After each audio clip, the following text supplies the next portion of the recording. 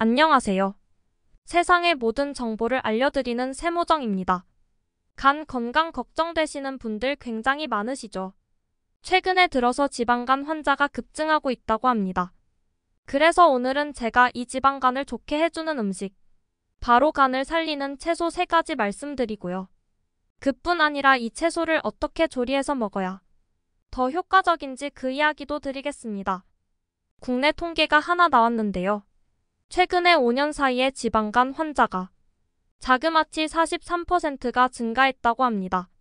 지방간 환자가 급증하고 있는데요.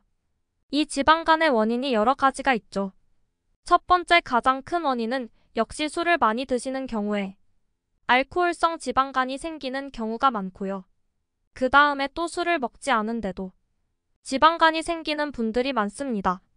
그것을 우리가 비알코올성 지방간이라고 얘기하는데요. 이 비알코올성 지방간 환자들이 급증하고 있다는 것이죠. 그 이유는 무엇일까요?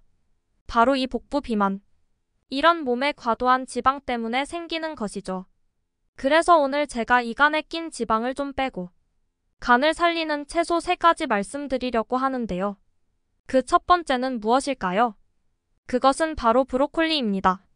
미국 일리노이대 영양학 교수, 연구팀이 연구한 자료가 있었는데요. 실험실을 통해서 한 그룹은 브로콜리를 먹이 속에 일주일에 3회 내지 5회 정도 투여를 했고요. 한 그룹은 이 브로콜리를 투여하지 않았습니다.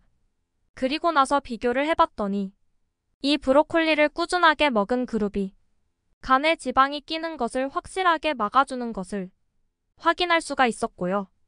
그 다음에 또 간염 발생 위험률도 떨어뜨린 것을 확인할 수가 있었습니다. 그 이유는요, 이 브로콜리 속에 있는 대표적인 성분이 바로 솔포라판이라는 성분 때문에 그러는데요. 간세포를 이산화 스트레스로부터 보호해주는, 간세포를 보호하는 아주 중요한 물질이라는 것이죠. 그렇다면 이 브로콜리 정말 좋은데 어떻게 먹으면 효과적일까요? 사실 관련된 연구가 있었습니다. 충남대학교 식품공학과 연구팀이 어떻게 얘기를 했냐면요. 이 설포라판을 유지하려면 이 브로콜리를 60도 정도의 온도에서 10분 정도 데치거나 찌는 것이 제일 좋다고 얘기를 했는데요. 사실 온도 맞추기가 쉽지가 않죠.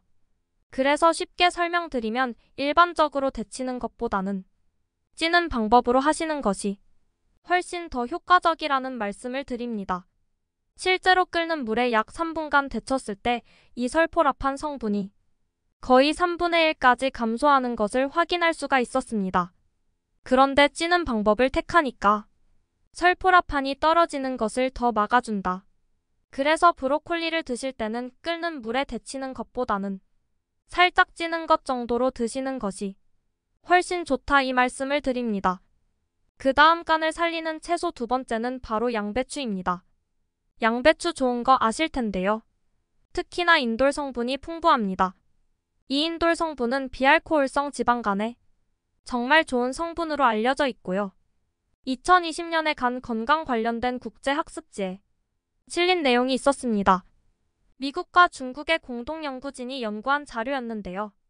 20세에서 80세 사이에 약 137명을 대상으로 해서 검사를 해봤더니 혈중의 인돌 수치가 낮을수록 간에 지방이 낄 확률이 높다는 것을 확인할 수가 있었습니다. 그래서 인돌 수치를 높여주면 간에 지방이 끼는 것을 줄일 수 있다는 것인데요. 또 그 외에 관련된 쥐를 이용한 동물 실험도 있었습니다. 이 실험에서도 인돌 성분이 확실하게 간에 지방에 끼는 것을 낮춰주고 또 간의 염증 수치도 낮추는 것을 확인할 수가 있었습니다. 그렇다면 이 양배추 인돌 성분이 풍부한 이것, 어떻게 먹으면 좋을까요? 물론 양배추 최근에 그냥 썰어서 생으로 드시는 것도 좋지만 더 좋은 방법은요, 살짝 열을 가하시는 겁니다. 그래서 100도씨 이상에서 잠깐 데치거나 잠깐 삶는 것, 이렇게 해서 드시면 훨씬 더 효과적으로 드실 수 있다. 이 말씀을 드립니다. 그 다음 간을 살리는 채소 3번째는 바로 시금치 또는 케일과 같은 녹색잎 채소인데요. 이런 녹색잎 채소에는 엽산이 풍부하고요. 또 비타민 B, B12번이 풍부하고요. 그 다음에 베타카로틴도 풍부하고 또 우리 간을 보호하는 또 간에서 굉장히 중요한 효소가 하나 있죠. 바로 글루타치온이라는 효소가 있는데 이 글루타치온이 잘 합성되도록 도와주는 비타민, 미네랄이 풍부하기 때문에 이러한 녹색잎 채소를 꾸준하게 드시는 것은 아주 큰 도움이 됩니다. 그렇다면 이 녹색잎 채소는 어떻게 조리하면 더 좋을까요? 사실은 앞에서 말씀드린 것처럼 데쳐 먹는 것보다는요. 여기서는 거꾸로 생으로 드시는 것이 더 효과적이라는 겁니다. 하지만 시금치 같은 것을 생으로 드시기는 어렵죠. 그럴 때는 끓는 물에 아주 잠깐 데쳐서 드셔도 괜찮다. 이 말씀을 드립니다. 지금까지 3가지 채소 말씀드렸는데 한 가지 더 말씀드릴 것이 있습니다. 이것은 채소는 아니지만 정말 너무 중요해서 말씀드리는 건데요. 간 건강에 확실하게 효능이 검증된 하나의 음식이 있습니다. 그것은 바로 무엇일까요?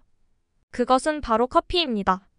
커피 속에 들어있는 여러 가지 폴리페놀 성분, 또 여러 가지 항산화 성분이 이 간세포를 보호해주는 것으로 많이 알려져 있고 검증이 되어 있어서 이미 여러 학회에서 이 간을 보호하는 음식으로 커피를 권장하고 있습니다.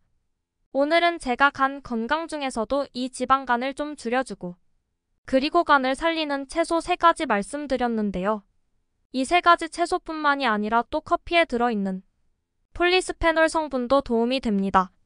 하지만 이제 커피를 카피 때문에 못 드시는 분들은 일반적인 커피보다는 또 디카페인 커피에도 도움이 되니까 그런 걸 활용하셔도 좋습니다. 이상 세상의 모든 정보를 알려드리는 세모정이었습니다. 끝까지 시청해주셔서 감사합니다. 구독과 좋아요 알림 설정은 사랑입니다. 헤헤.